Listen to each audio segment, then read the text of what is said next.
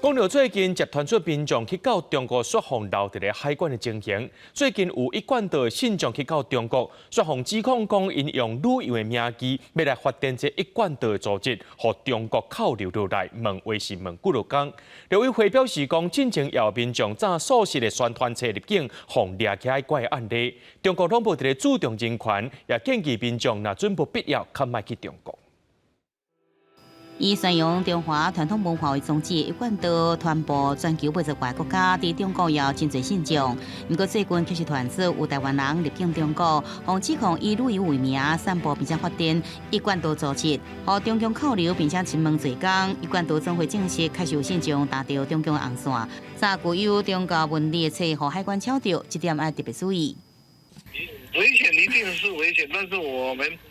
是以传统文化做基础的时候是没有问题的。所以我在总会一直在不断的开课，就是让大家要知道大陆的危险性在哪里，它可行性在哪里。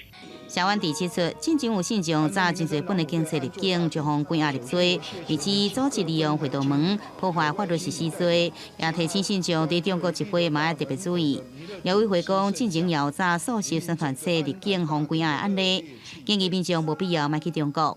学者是指出，习近平第3任期以来打压宗教自由，所来之的愈来愈紧缩。不单只是会宗教的一个团体，也不单会只是学者，也不单只是一般的企业，恐怕就连到中国进行旅游观光，都有可能会面临会被骚扰的一个这样的一个状态。我不了解你说的情况，我们一贯支持正常的两岸宗教交流。